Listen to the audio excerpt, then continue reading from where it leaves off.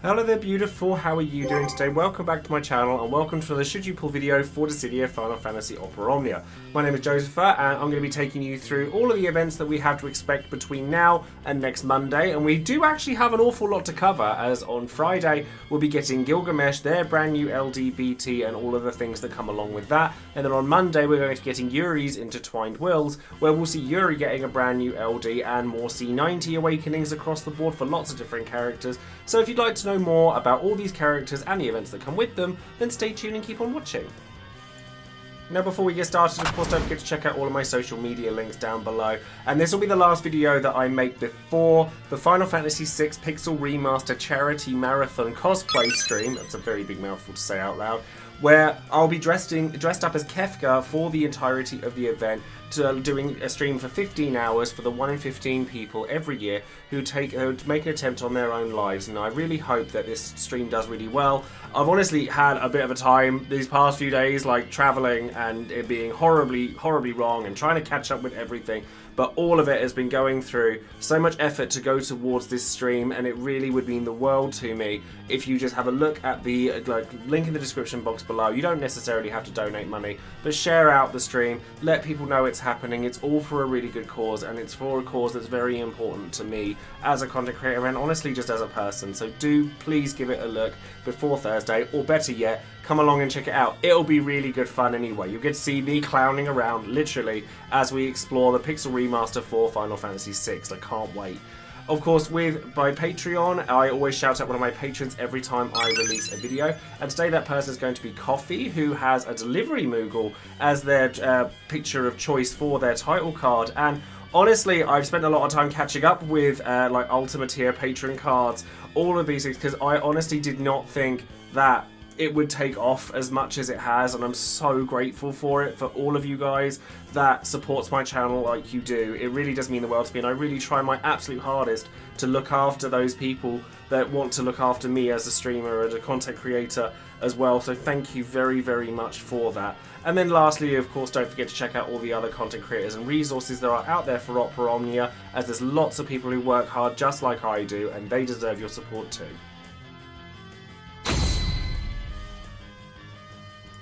Okay, so we're going to start by talking about the banners that we have here, and we have a lot to get through. We have 3 full banners to go through here, so I will try to go through these as quickly as possible. Now, the first banner that we have here is going to be Kefka and Guy. So these are both returning characters, so we've had this loads of times before, where they get C90 upgrades for a returning BT.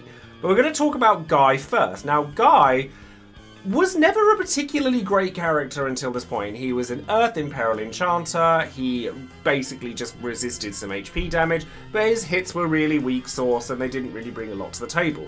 However, looking at Reddit here, and a massive thank you to Leo Bob for the translation here, Guy gets reworked and gets a lot of damage added to his kit. So, Warcry, which is his lock-on attack, gives him 3 full AoE HP damage attacks onto just one of his regular skills, and then gets more uses across the board of all of his stuff. And then his LD board then makes it so it hits way harder, and also adds the HP and bravery damage to the party on top of the other effects that you already get. So attack up auras. Obviously we get Earth Enchant Imperil from him as well, so that's weakness damage, and it's making it stronger. However, with his C85, so his EX Awakening, you're actually going to get a buttload of damage out of it, as much as any support character does, but you also get you get similar to Alize, where anything that he does makes it so that if he's hitting with a critical, he gains bravery back from it. And this is on top of the fact that he's also giving people bravery after their turn-ins, which is a very FF2 kind of thing to do. So he's getting a lot, and it doesn't sound like much on its own, but when you add up all of the stuff that he's got, he definitely starts being no longer a mean character and really starts to pull his own weight here. So if you already happen to have Guy, you got something to look forward to here. Now, Kefka also gets a rework, and a big shout out to DissidiaCompendium.com here for their information. He gets a rework, but it's very basic. Just HP dumps across the board makes it so his damage is much more competitive. But he also gets his BT+. And his BT+, also very good. Like, he gets it from the 2 out of 3 upgrade, Party Overflow for Stolen Bravery, and then Max Brave Cap Up goes up by 20%, and all enemies take more Bravery damage as well as HP damage per debuff that they have, up to 80% for Bravery, 40% for HP.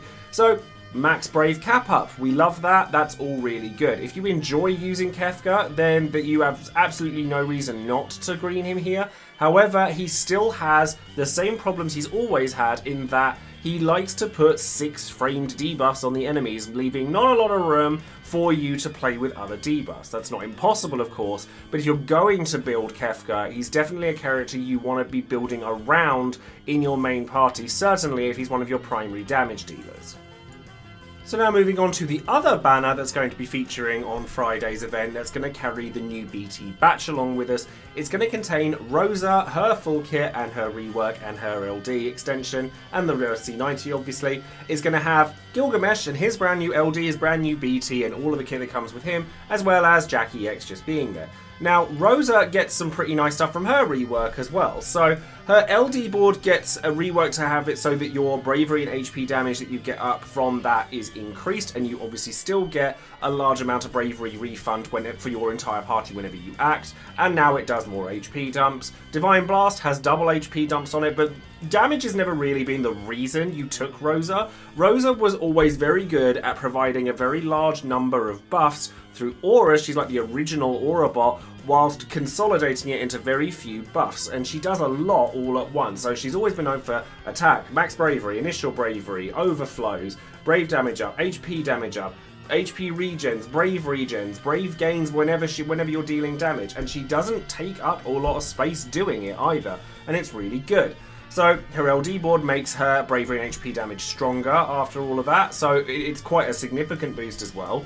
And then her EX increase makes it so that it deals a lot more damage. It has 4 HP dumps in it now, and then you get some extra effects added to one of her aura buffs already, which increases the bravery regen effect, gives you more brave overflow, and gives you gives her a little bit more HP damage to boot. And her C88, which is the increase of her C65, also makes it so that she's giving party brave damage caps, which is great. More attack for the party, lasts longer as well, so you could definitely benefit from this, especially given that her EX gives you a free skill use after you use it, so you should probably have this open the majority of the time when it comes to Rosa, so you can really maximize on all those buffs. Now, annoyingly, she still doesn't start with the buff from Miraculous Light, from her EX, unless I'm completely wrong. I've looked everywhere, and as far as I can tell, she still doesn't start with it, so you're still going to have to work your way up to get that. But once you do, you've got a heck of an aura bot on your hands, and re-raise and all of the stuff that comes from the rest of her kit is more relevant now that death doesn't actually equal like a massive drop in score reduction. Yeah, if you have Ico, you'd probably rather use that, but Ico doesn't carry quite as many auras as Rosa does, so there's a lot to like about her. Now, Gilgamesh also gets a rework here with all of his stuff. He does more HP dumps on all of his stuff, so you get Deathclaw, which has double HP dumps on it. It still doesn't have a particularly great rate on its paralysis, but it does have a paralysis on there in case you want to use it. Wild Dance, which is like the primary move that you always used to use, now has 4 HP dumps on it, which is pretty good for a regular skill, especially given that he gets a free turn usually when he's doing stuff. And then his C88 also makes it so that he gets more brave damage cap, which is great for someone who has as many HP dumps as he does. Hurricane goes from being a very... Gilgamesh was never a particularly good character. We've been over this. Same like Guy. This does elevate him to a point where he's actually very playable. He certainly doesn't break the bank in any way, but he definitely has some very fun interactions that I would love to have a play around with because of the nature of Gilgamesh.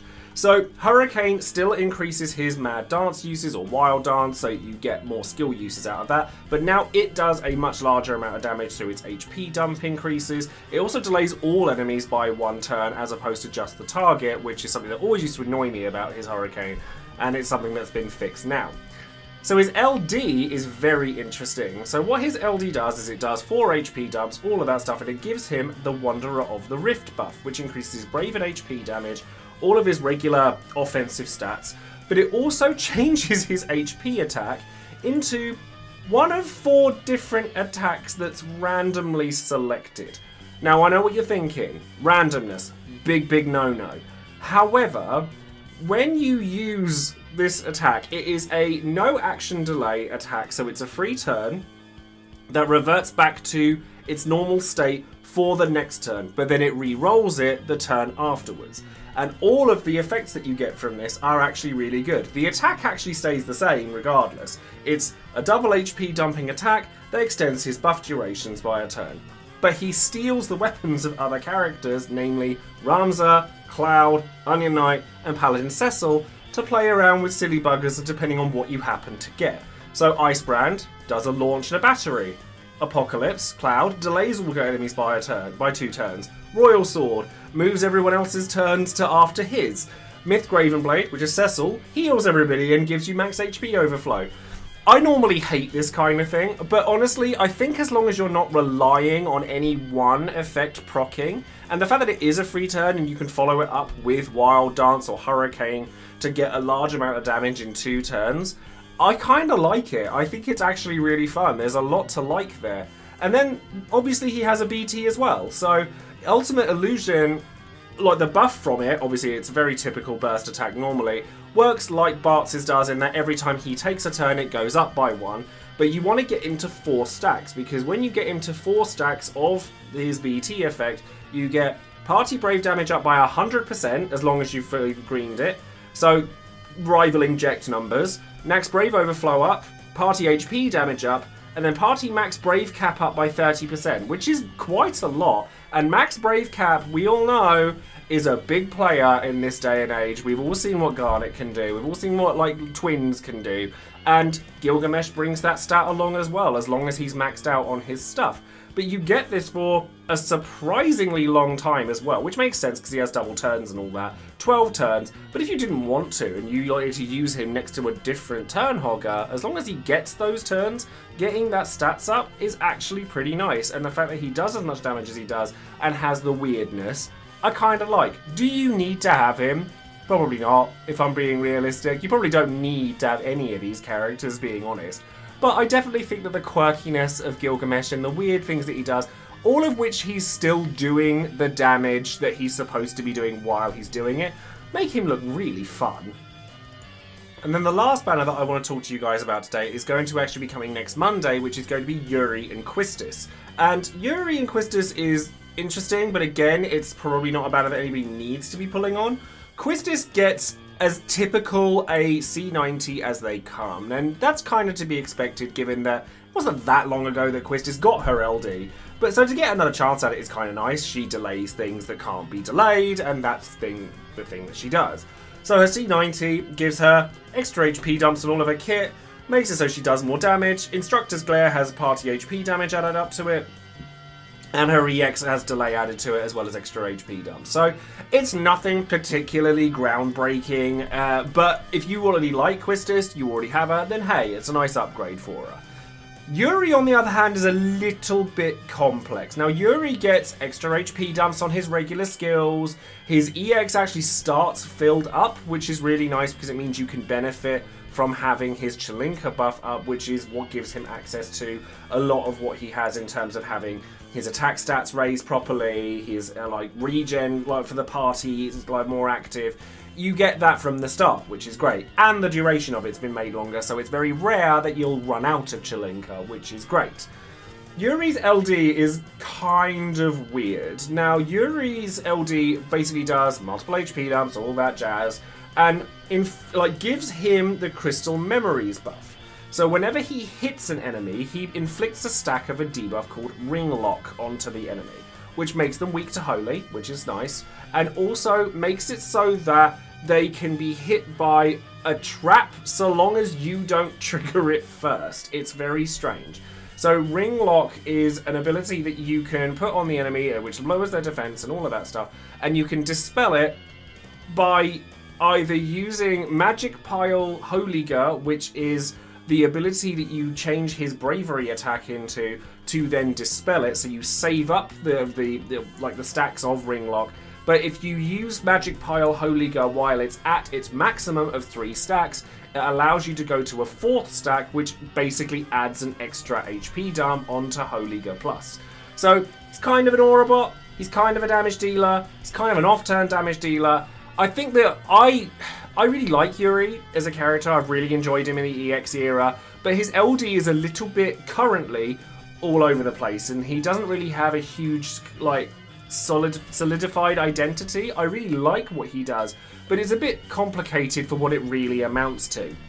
He does, however, get an FR and a BT later down the line, which will round his kit out very nicely, and he performs very well from that point onwards. But whether you need his LD, his Magic Pile Altiga, Holiga, all that, like, the stuff, it probably just isn't necessary. Like, there's so many other characters worth saving for than Yuri.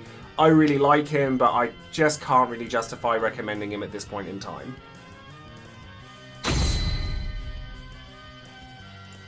So now, of course, now that we've gone through all those banners and all those characters, let's take a quick look at the events that come with them. And like many events in this era, these shouldn't pose too much of a problem for you, provided you have the correct characters in order to fulfill them.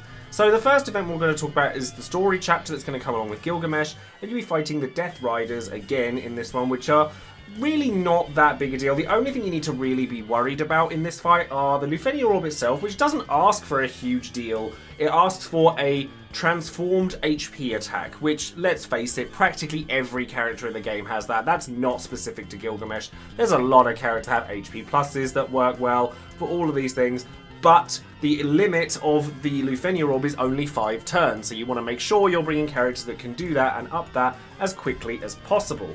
And then, as long as you don't take too many turns in a row with one character, because that's when they'll interrupt you and they'll do some nasty things, then you should be fine. And then with Yuri's Intertwined Wills, we'll be fighting Lich, which is one of the 4 fiends that we all know and love, from FF1, not FF4, I should reiterate. And the only difference between this fight and normal fights that we have with the Lich is that at 80%, 50% and 30% HP, it will summon a skeleton, or summon a pair of skeletons, which have to be dealt with before you can then deal damage to the Lich again. And the Lich's Lufenia Orb asks that you deal holy damage and at least 200,000 HP damage in 1 turn. So there's loads of characters that you can use for this. Again, like a lot of people pull for Aiko. If you haven't pulled for Aiko, then Kuja is an option. If you didn't want to use Kuja, then Ash is an option. Crikey, you can even use characters like Sabin and Lion. There's loads of characters that don't require you to have to pull for Yuri in order to do this. And the nice thing is, as well, is that as long as you're dealing 200,000 HP damage to something, it doesn't have to be the Lich, you tick up the Lufenia Orb. So as long as you're catering to that, then you'll probably be fine.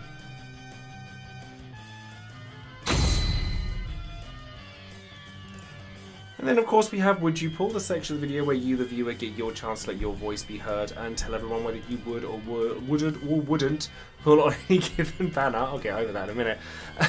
And why that might be the case. So this banner, I think, these banners are largely going to be skippable for a lot of people, certainly with gems, but when they say this is a good period for saving, it's because everyone's kind of even footing at the moment. Like, you can easily get by with what you have right now, but if you want to have a bit of fun with some of these characters, there's nothing wrong with that either. So going into the numbers, a massive thank you, of course, to all of my patrons for casting their votes and their comments.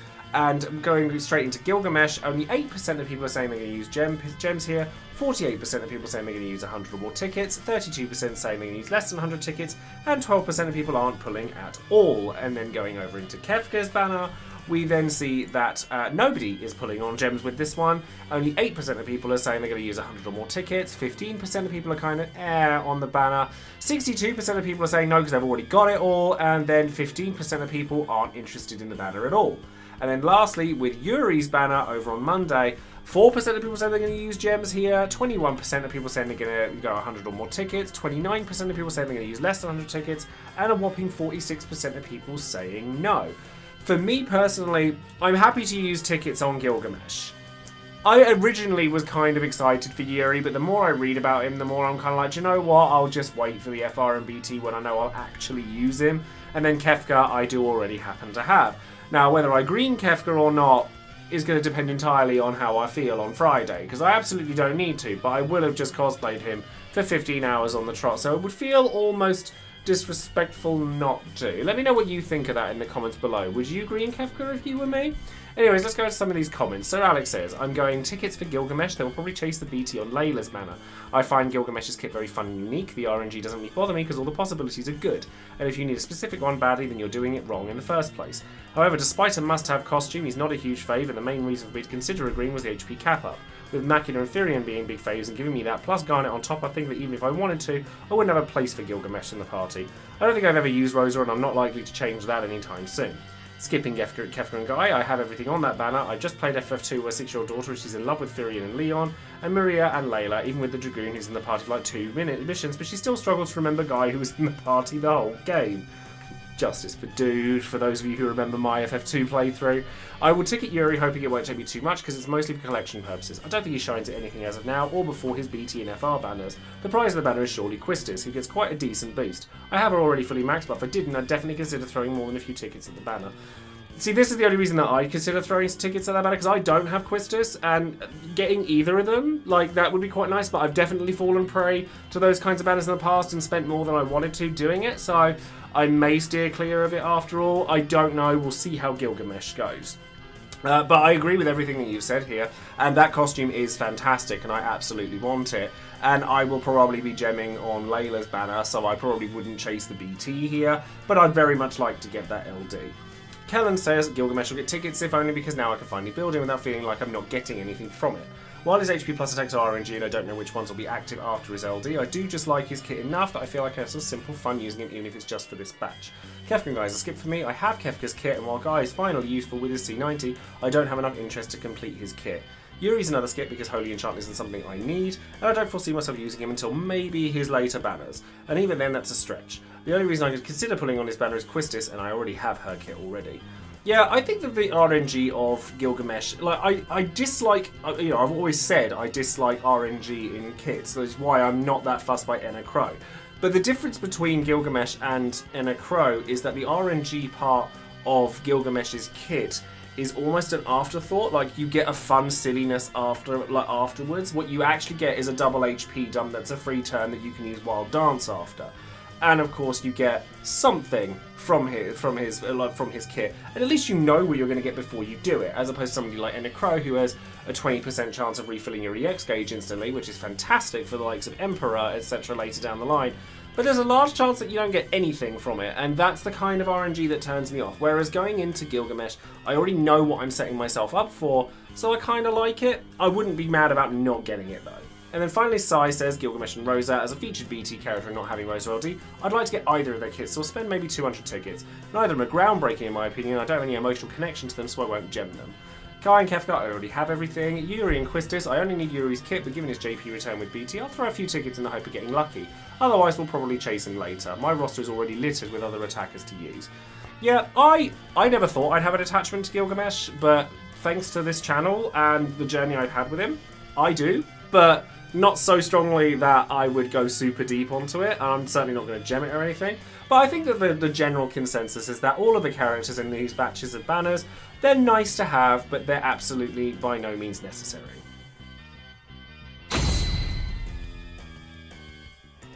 So now we ask the big question in the video, should you be pulling for any of these banners? So we have Gilgamesh and Rosa, we have Kefka and Guy, both of which happening this weekend, or we have Yuri and Quistis on Monday.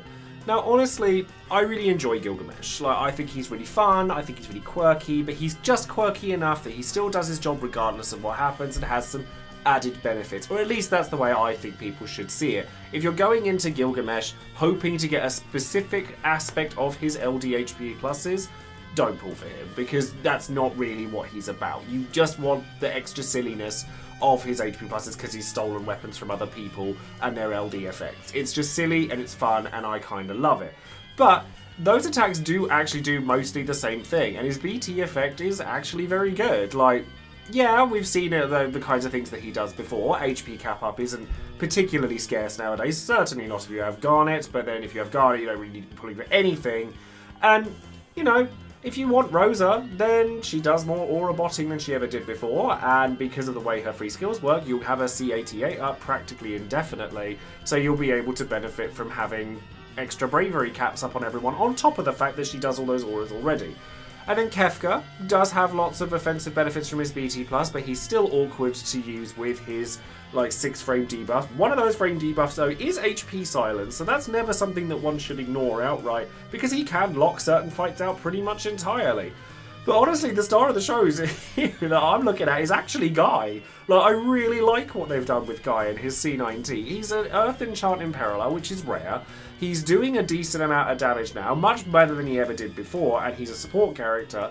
He's a tank. He's able to soak up damage for everybody. He's got the heals, and now he's also got the like self-Kate Sith buff as well on top of it all. It's just all nice. Like, I wouldn't go pulling for it, but if you happen to already have Guy, then great. You get a really good mileage out of him. And then on Monday with Quistis and Yuri, I like Quistis. I think she has a niche. I think she's very good at her niche. Like, delaying characters that can't be delayed is a very nice thing, and the damage that she's been given in this batch is nice. Yuri benefits most from his E85 more than anything, because Chelinka is constantly active, which means you're getting the big Brave and HP regens for your party, so he turns into a big Aura bot, on top of all the other stuff that he's doing. And his LD is quirky and weird, and it does amount to a decent amount of damage, but nothing spectacular, so realistically you probably don't need him. However, if you are looking to get his FR and BT along the way, or later down the line, you might want to consider grabbing it here. However, my philosophy when it comes to do I grab a character's LD now so that I can have an easier time with their FR and BT, is ask yourself if you're actually going to use it between now and then, because I don't much like the idea of pulling for a thing that I'm just not going to use in the present time. So that's all for this week's Should You Pull video for Dissidia Opera Omnia. There's lots to cover there. We had 3 banners, obviously 2 that are coming out at once, and then a third one that's following up very shortly thereafter. So again, we're getting a bit of a squish when it comes to dates, when it comes to Dissidia at the moment. Let me know in the comments below what you guys think of that. Do you think that there's something spicy happening at the end of March? And let me know in the comments below whether you're pulling for any of these characters, and what sort of things you'd like to see from other people, and whether you, or if any of these are friend units that you would use, or call abilities that you would use, or anything like that. Let me all know in the comments below. And of course, please don't forget to have a look at the charity stream that's happening on Thursday. It would be lovely to have you all. It's something I've worked very, very hard on, and I'm very proud of, and I'm very proud to support this charity. So please do give it a look. Thank you ever so much for watching, and I will see you next time. Take care, everyone. Bye now.